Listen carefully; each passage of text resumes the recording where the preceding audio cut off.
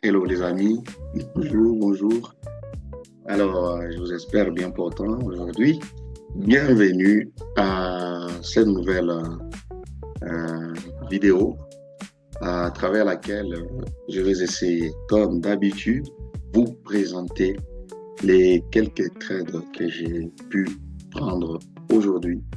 Alors, aujourd'hui, dorénavant, je vous fais signe que j'ai eu deux sessions. Pourquoi j'ai eu deux sessions? Parce que la première session était nulle. Donc, il fallait que je travaille encore pour connaître les vrais résultats. Soit la perte normale selon mon plan, soit les gains selon mon plan. Donc, j'ai eu deux sessions. Première session, nulle. Deuxième session, c'est là qu'on a gagné. Alors, je vous dis déjà que ça n'a pas été facile pour faire la deuxième session. Je ne suis pas habitué à faire ça. Trop souvent, c'est seulement, vous allez voir toutes les vidéos, que c'est une seule session. Mais voilà, le jour d'aujourd'hui m'a infligé de le faire. Et donc, il fallait s'adapter. Alors, les amis, vous qui êtes de nouveau sur ma chaîne YouTube, bienvenue, je vous souhaite la bienvenue. Et ici, j'essaye pour ce moment, j'essaye de présenter, de faire les après-analyses, c'est-à-dire que de présenter les raisons pour lesquelles j'ai pris tel ou tel trade, pourquoi j'ai échoué, pourquoi j'ai perdu ici, pourquoi j'ai gagné. Et voilà. En même temps, euh, à travers ce que je montre, j'essaie un peu d'afficher ma progression dans ce métier parce que, voilà, je venais juste à peine d'être formé. Et d'ailleurs, la formation, je continue.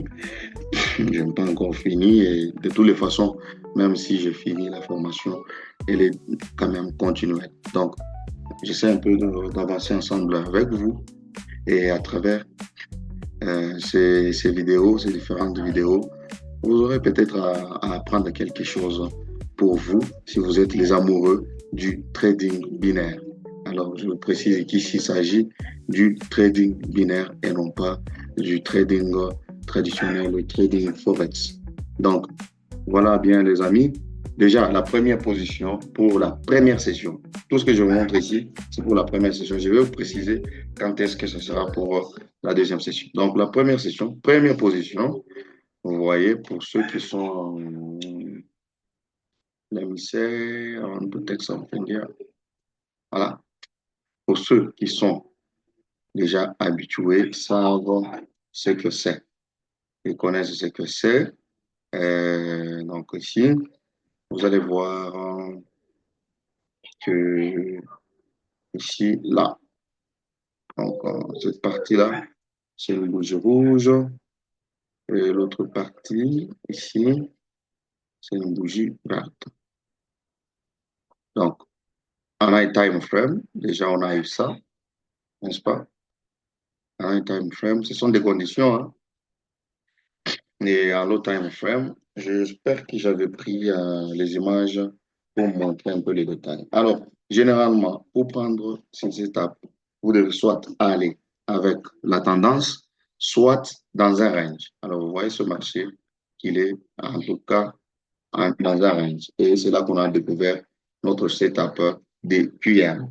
Ce setup s'appelle le QM. QM, comme ça. C'est un QM. Ça s'appelle QM setup. QM setup. Alors, ce setup a d'autres conditions. D'autres conditions, c'est il faut qu'elle ait quoi? Un avalement, avalement en high time frame. En high time frame. Deuxièmement, il faut qu'il y ait demande, zone ou supply, zone en low time frame. Low time frame, ça peut aller de S30, vous pouvez trouver donc un niveau en S30, vous pouvez le trouver en S15, vous pouvez également le trouver en S10, vous pouvez le trouver également en S5, n'est-ce pas? Vous pouvez donc le trouver là. Donc, je disais, vous pouvez le trouver ce time frame, c'est là que vous pouvez prendre pour ça. Et là où je prie, moi, j'avais trouvé déjà toutes ces confirmations. Donc, low time frame comme à nine time frame. Voilà, n'est-ce pas? Euh, Ça, ce sont des conditions. Alors, il peut y avoir d'autres confirmations supplémentaires, mais cela dépend des cas. Mais basiquement, c'est ce qu'il faut avoir. Voilà, donc je prie ce trait directement et je vais manger seul. Alors, c'est celui-là. Ah, je pense. OK. Voilà ce que j'utilisais. Alors, ici, c'est quel... Ah, je vois, c'est S10. Ça, c'est S10. Donc, moi, j'ai pris un S10 pour... allez, j'ai pris un S10. J'ai pris un S10 pour ma confirmation en low time frame. C'est ça, le S10 dont je parle. Il est là. Vous voyez ça? L'avalement qui est là. Voilà, c'est ça. Donc, c'est à partir de là que j'ai pris. Vous voyez qu'il avait touché, n'est-ce pas? Il avait touché, quand vous regardez très bien, il avait touché cette zone. Et c'est tout ce qui est important pour moi. Alors, la confirmation en un time frame, vous voyez ce que je disais, hein. Il y a eu ici avalement, ici, ici, avalement, c'est tout ce qu'il y a. Donc, voilà. On a, toutes les conditions sont réunies pour prendre cette aide. Et il a tapé dans notre niveau bas, niveau le plus bas. Il est là. Low time frame. Voilà. Donc, tout était là. Très bien, les amis. Vous voyez les raisons qui vont pousser les prendre. Généralement, il faut détecter où se trouve ton setup. Est-ce qu'il est avec la tendance ou il est en range? Pour ce setup, il faut qu'il se trouve soit en range, soit suivant la tendance. Il y a aussi des cas où je prends parfois, et je passe même au cours de cette session, vous allez voir, il y a des cas où je peux prendre contre la tendance, mais il faut qu'il y ait des extra confirmations. Donc, voilà, voilà, c'était ça, ça c'est le même trade. Let's go. OK. Deuxième trade. Deuxième trade. Euh, alors, généralement, nous sommes dans une tendance baissière, hein. Vous voyez, c'est une tendance baissière.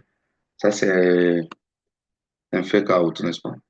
Ça, c'est un fake out. Vous voyez que le prix est revenu dans ce canal. Ça, c'est un fake out. Donc, on est dans une tendance baissière. Elle est une tendance baissière. Voilà, n'est-ce pas? Alors, dans cette tendance baissière, qu'est-ce que je remarque? Nous sommes à ce niveau-là. Vous voyez qu'il y a le market sequence rouge, vert, rouge, vert, rouge, vert. Alors, il est arrivé à ce niveau-là. On a eu un vert. Il fallait avoir un rouge pour cette bougie. Alors, moi, j'ai pris deux positions ici. J'ai pris deux positions. La première, je pense, quelque part ici. J'ai pris en retard l'image. La deuxième, elle était aussi ici, en connivence, parce que j'ai tracé ça. J'avais tracé ce point de contact. Là, donc, j'espérais que, voilà, il allait rejeter à partir de ce point de contact. Donc, j'avais vraiment attendu de prendre un bon point d'entrée pour tous les deux trades. Donc, il m'a poussé, c'était juste ça. Au-delà de ça, vous voyez, il y a un gap up, hein. Ceux-là qui ne connaissent pas un gap up, s'il y a ceux-là qui ne comprennent pas c'est quoi un gap up, j'ai déjà essayé d'expliquer ça dans des vidéos précédentes. Un gap up est là. Alors, c'est-à-dire un gap up, c'est lorsque, par exemple, vous êtes en tendance baissière, comme le cas ici, et que la bougie, elle se clôture. Vous voyez ici la bougie d'acheteur, elle se clôture là. Au lieu que la prochaine bougie s'ouvre au même niveau, elle saute en haut. C'est ça qu'on appelle un gap up. Contrairement, un gap down, ça va faire l'inverse. Donc voilà, voilà un peu. De manière générale, c'est ça. Alors donc j'avais ces confirmations, mais ici, il y avait une mauvaise confirmation. Vous voyez, ça ne va pas Allez, vous voyez le niveau ici, l'intention. Si cette bougie avait fait, sa mèche était au-dessus de la mèche précédente, je pense que ça pourrait arriver, on pourrait avoir une bougie verte. Mais ce n'était pas le cas. C'est aussi une information contre nous. Mais une grande information, une grande inquiétude que j'avais déjà vue, mais j'ai dit, bon, ça pourrait marcher. Alors, c'est celle-là. Vous voyez, ça, c'est un avalement. On a avalé cette bougie. Oui, on a un retracement. Normalement, pour prendre dans ce cas, le retracement ne doit pas dépasser le niveau. Vous allez vous rappeler que j'ai encore échoué sur quelques trades euh, précédemment dans des vidéos précédentes. Excusez la tautologie. Donc, le problème ici, c'est que cette bougie de retracement ne s'était pas clôturée au niveau des retracements. Le niveau de retracement, c'est ce niveau-là. Mais vous voyez qu'elle a dépassé. Ce qui veut dire qu'il y a une grande intention. Et le problème, c'est que il a eu une grande intention de faire quoi? De poursuivre les acheteurs, de continuer. Donc, c'était un mauvais signal. C'était le grand problème, en fait. D'abord, les détails sur le mesh, là, c'est un signal. Au-delà de ça, vous allez voir que la mèche elle est là pour cette bougie-là. Et pour la bougie qui a avalé, attendez, j'enlève, vous voyez, il n'y a pas de mèche. Donc, le problème, déjà, vu que déjà les détails de mèche ici disent que les acheteurs, non, disent que les vendeurs n'ont pas d'intention d'aller avec le prix en baisse, mais plutôt les acheteurs montrent l'intention à travers le mèche d'aller avec le prix à la hausse et surtout en ne respectant pas la limite au niveau euh, niveau de retracement. Donc, c'était ça le grand problème ici, la raison pour laquelle vraiment j'ai échoué. Mais j'espérais que, je vais vous dire la vérité, je savais que ça pourrait aller, mais j'espérais que ce niveau de réjection-là allait aider. Et donc, voilà, et malheureusement, les deux points là sont vraiment contre notre signal et il fallait faire très, très attention. Donc, prochainement, même pour vous, lorsque vous essayez de prendre, faites attention lorsque vous êtes dans un marché de couleurs comme ça et que vous voulez prendre des couleurs et que quelque part il y a un avalement comme ça et la bougie précédente essaye de dépasser les niveaux de retracement comme le cas ici. Et regardez aussi les mèches, comment est-ce que le langage du mèche. Voilà un peu pourquoi j'ai perdu ici. Voilà. S'il y a des questions pour éclaircir sur tel ou tel autre trade, n'hésitez pas de les poser, les amis. C'est pourquoi on est là. Dans les commentaires, faites-les. Alors, bon, j'ai assumé. Ça arrive toujours des fois d'oublier certaines choses. Alors, je suis arrivé sur ces trades.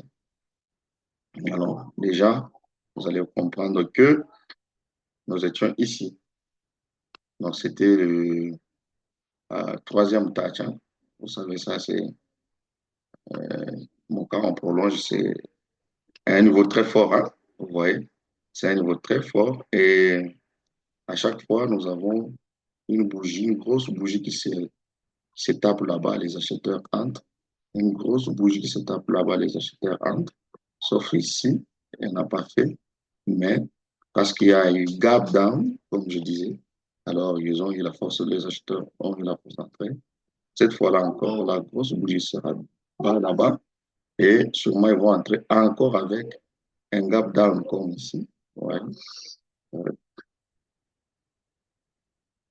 Encore un gap down comme là. Ici aussi, vous voyez un gap down. Ouais. Et maintenant, au-delà de ça, vous voyez, round, il est là, ce niveau. Voilà, effectivement, qui coïncide avec, qui coïncide avec ces common point rejection. Voilà, en view. Donc, prendre ces trades à ce niveau-là, c'est magique. Et voilà comment est-ce que on nous apprend de prendre le trade, pas seulement en regardant un seul signal. réunir plusieurs informations pour prendre une décision. Alors, ce setup ici s'est trouvé dans un marché vraiment un peu compliqué. Généralement, je peux dire qu'il n'y avait ni tendance baissière ni tendance haussière en général. Mais pour la petite tendance, vous voyez qu'elle est vraiment, la petite tendance, elle est haussière. Mais quand on trace comme ça, vous allez voir que c'est un range qui essaye, on essaie de casser un range là. C'est quand même compliqué, mais bon, tant qu'il y a une pente ici qui monte, nous savons que l'intention est de plus en plus de monter, les prix veulent monter. Voilà donc, pour ce trade, c'est ce qu'il fallait voir. Let's go. Après, je suis tombé. Ok, ça c'est le même trade. Je l'ai montré un peu. Donc, ne vous trompez pas pour venir, parce que ce que je voulais dire, ne vous trompez pas pour vous dire que non, encore ce niveau de réjection va fonctionner. Non. Le niveau de réjection, c'est juste une confirmation à un séquence. Voilà. OK. The next thread. Voilà. Ici, vous allez vous rendre compte que, vous voyez la tendance, hein? C'est une tendance haussière. Elle est haussière. Donc, vous allez dire que, mais tu as pris contre la tendance. Donc, j'ai eu plusieurs informations pour prendre ces trades à la baisse. Donc, d'abord, toutes les confirmations dont on a besoin étaient là. Vous voyez, ça c'est un low time frame. Là, low time frame. Et là, ça c'est le niveau le même de Kian. Il y avait euh, l'avalement à night time frame, il y en avait. Et maintenant, vous voyez ce mouvement qui est là. Vous voyez là. Donc, il y a une faiblesse ici. Il y a une discussion. C'est un range, en fait, ça. Alors, du coup, s'il y a une bougie qui va quitter, elle ne sera pas aussi grande parce que il n'y a pas encore beaucoup de force ici. Elle ne sera pas grande. Et trouvant ce point, elle sera effectivement rejetée. Alors, au-delà de ça, vous allez voir, vous voyez trend line là, vous voyez, ça a coïncidé avec ces niveaux de réjection.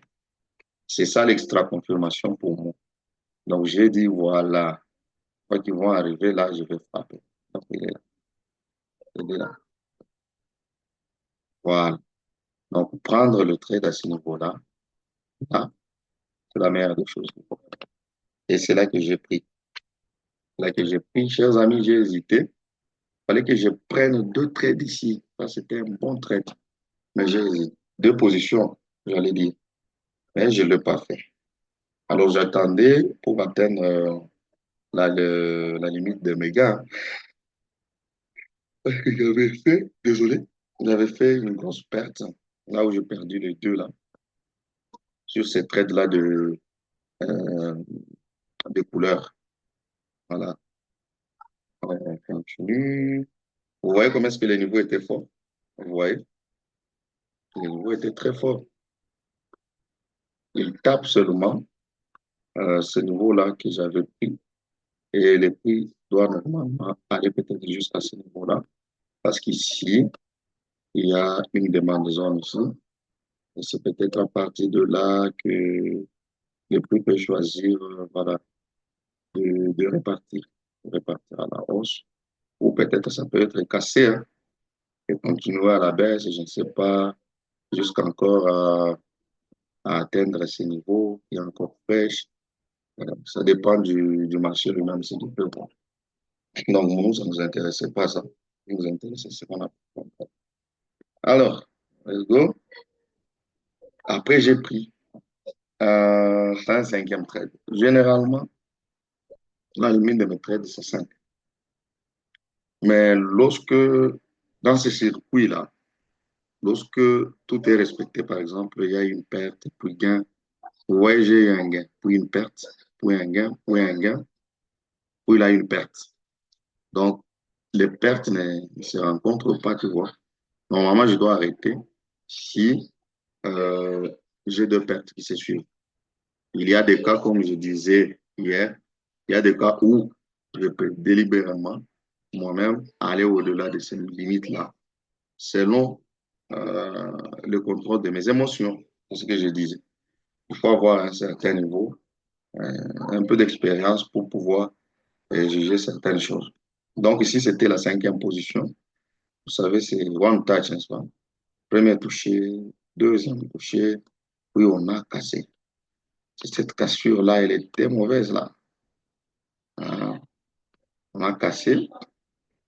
Alors j'ai dit, comme il y avait un niveau ici, comme il y avait un niveau, j'ai dit, voilà, je vais essayer de prendre ce trade quelque part ici. On peut toutefois rebondir. Donc, j'ai pris la première position était là, et la deuxième position, j'ai pris ici, en connivence avec ces round number. Je prends en dessous de ce niveau-là. Ok, je prends en dessous de ce niveau-là.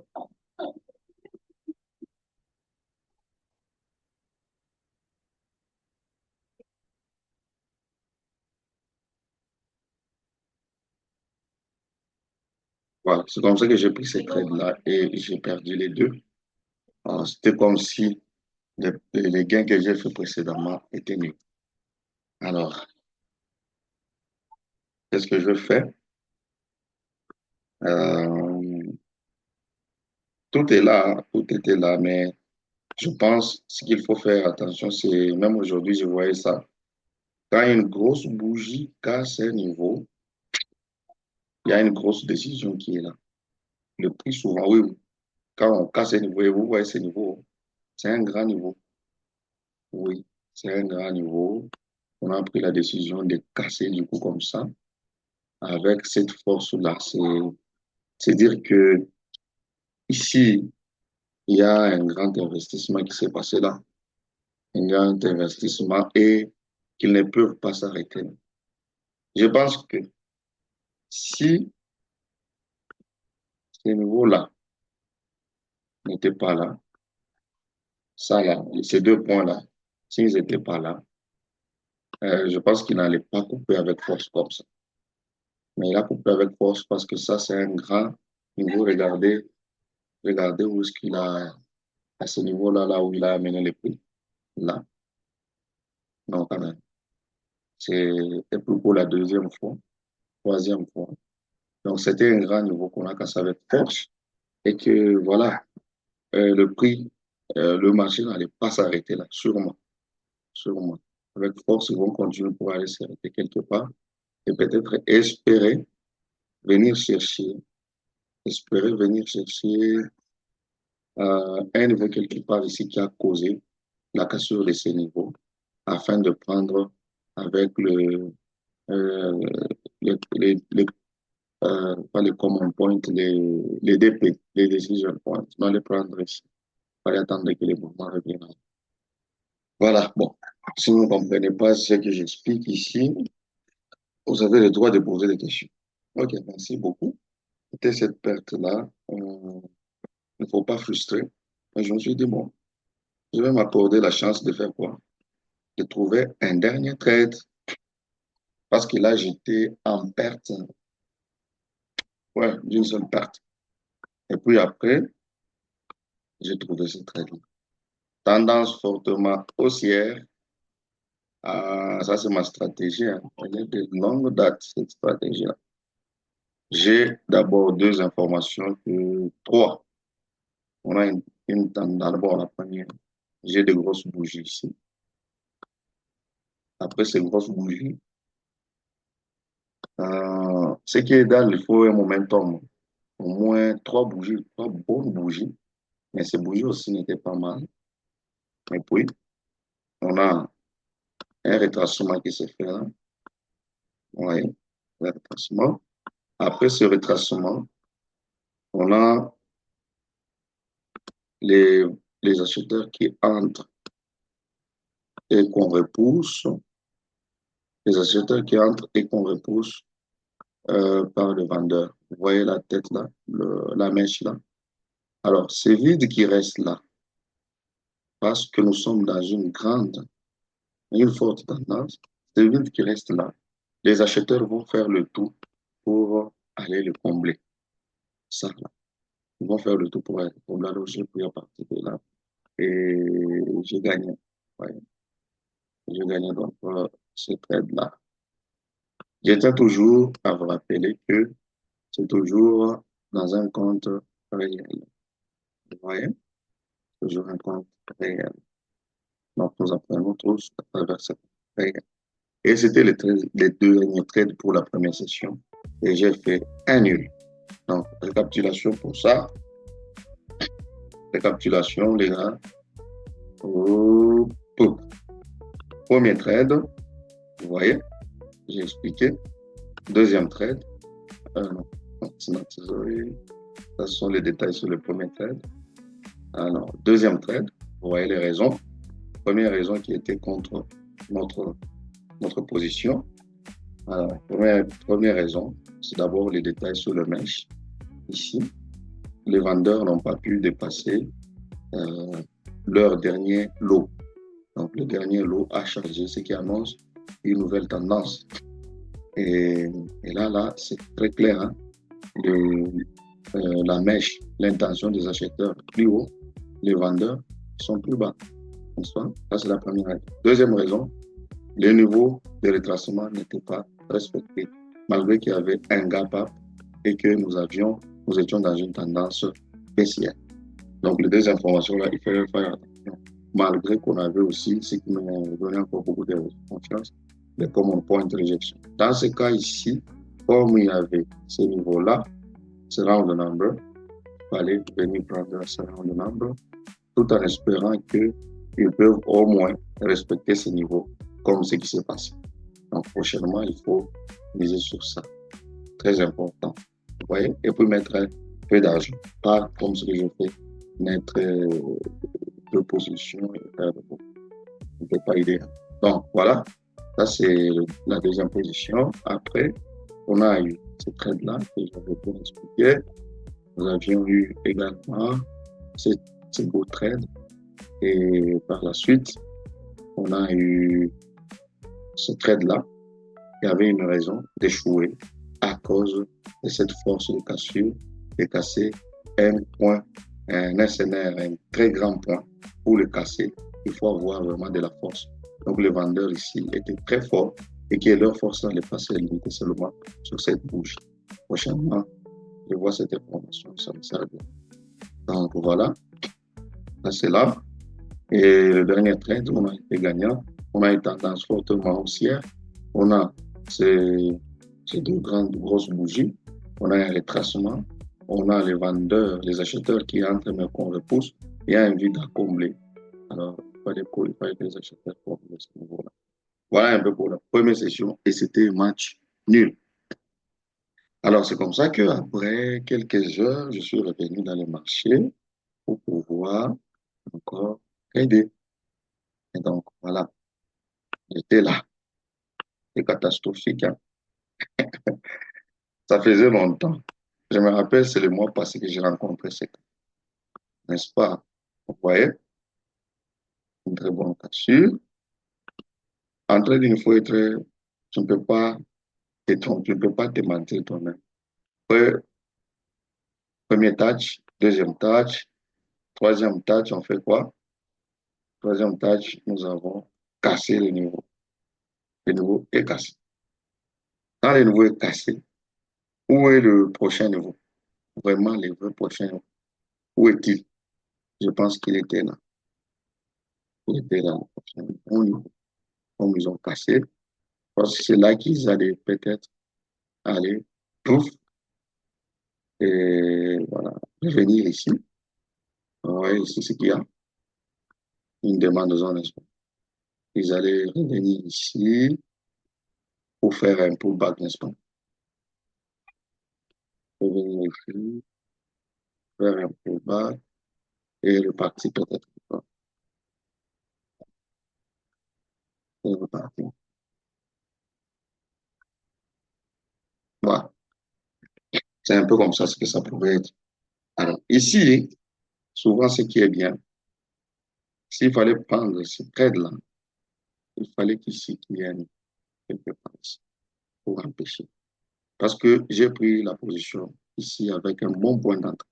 là-bas. Oui, je me rappelle. Et si ici il y avait un niveau, je suis sûr que ce niveau allait m'aider même de repousser un peu le prix et prendre avec une bougie, par exemple un doji ou un marteau, une bougie verte, un marteau vert. Mais les niveaux techniques que le marché s'est permis d'aller. Au-delà de ça, un grand problème, c'est ici, à ce niveau-là, normalement, soit à partir d'ici, il vient, il casse directement, ça allait très bien, il vient, il casse, ou il fait d'abord ça, et puis à ce niveau-là, il vient, il casse, vous voyez.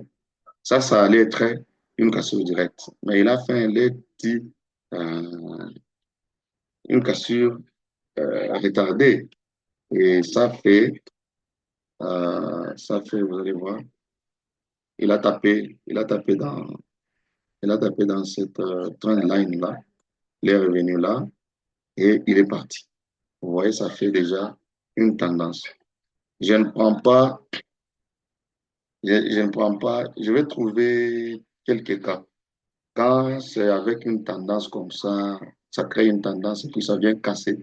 Plus avec ces grosses bougies-là, avec ces grosses bougies, non, non, c'est dangereux. Donc, c'était un peu le problème. Mais la bonne analyse, c'est ce que je venais de dire auparavant. Donc, si j'avais un niveau ici, ça allait être très bien. Et j'allais gagner, c'est très bien. Mais le problème, c'est que on a cette tendance-là qui commence là. Et en plus de cela, on a ces grosses bougies-là. Donc, c'était un peu compliqué. OK, c'est grave. Donc, voilà, un peu pour le premier trade de la deuxième session. Donc, c'était une perte, hein. Vous voyez, la bougie était prête à se clôturer, hein. C'est ici. C'est une perte. On est toujours en compte réel, hein. Voilà. Très bien, n'est-ce pas? Alors, deuxième trade, encore une perte, hein. Ça, c'était quand même une perte, c'était bête. C'était quand même une perte bête. Je vais dire que vraiment, j'étais fatigué. Même aujourd'hui, quand je faisais un peu de l'introspection. Normalement, ce que je prévoyais pour prendre ici, c'était venir dans cette bougie, que cette bougie-là vienne casser. C'est là. Je préparais que cette bougie vienne casser. Et quand elle casse avec le common point qu'il y a là, le common point, voilà, le common point qu'il y a, j'allais prendre donc à ce niveau-là. Maintenant, à ce niveau-là, en confluence avec ces rounds-là. Donc, c'est ce que j'avais prévu, en fait. D'abord, le setup, j'ai d'abord cassé les doji. Et casser les doji. Au-delà de ça, on a une tendance baissière, c'est bien. Après avoir cassé les doji, avec ces niveaux-là, les deux niveaux qui se coïncident, vendre les trades à ce niveau-là. Alors, quand je suis revenu, j'étais quelque part dans les paires ici, perdu. Quand je suis revenu, sans trop regarder, sans trop réfléchir, j'ai vu comme si la bouche était déjà cassée. J'avais pris d'ailleurs deux positions. Oui, j'avais pris deux positions de $1, $1. Oui, oui. Deux positions de $1, $1. Donc, c'est ce que j'ai pris. Les amis, le money management, il est important. Deux positions de $1, $1. Et j'ai perdu. Vous voyez la bougie, comment elle a été grosse. Pourquoi? Il y a des cas qu'on a rencontrés, hein. Pourquoi? Pourquoi la bougie a été grosse comme ça?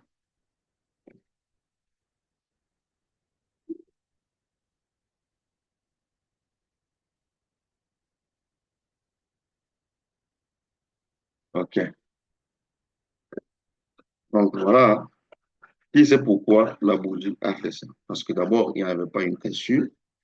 Et ces doji, ce n'est pas un doji dans un vrai range. Parce que le doji, la condition, il faut qu'il soit dans un range. Ça, c'est un swing doji. Un swing sur un niveau de départ. Même hier, j'ai expliqué ça. Mm. Mais avec euh, avec toutes les autres confirmations comme les round number et les common point rejection, plus la cassure de ce même doji, bien qu'il soit un swing doji, ça allait passer. Ça allait passer. Plus la tendance baissière. Mais ça n'a pas marché. Donc, ça, c'est un trade accidentel. C'est un trade accidentel. C'est normal. Après, normalement, il posait la question que tu devais t'arrêter de perdre, c'est suivre, non? Ah, euh, j'ai violé les gars. J'ai violé mes règles. J'ai violé mes règles. J'attendais un trade sauveur. J'ai attendu, vous allez voir, quand est-ce que j'ai pris cette position. 14h46, 15h, 15h19. Combien de minutes plus tard? Plus de 19, hein, déjà 20. 46 reste long. Donc, c'est 14 plus 19. Ça fait combien? 29, 33. Plus de 33 minutes, les gars, je faisais qu'attendre. Donc, en même temps, vous violez, rassurez-vous que vous voulez vraiment un train de vous parce que je me suis rendu compte que je n'ai pas fait de bonnes analyses sur les deux trades précédentes. Est-ce que je peux faire une bonne analyse? C'est ce que je me disais, est-ce que je peux arriver à faire une bonne analyse pour prendre un bon trade? C'est la guerre ici.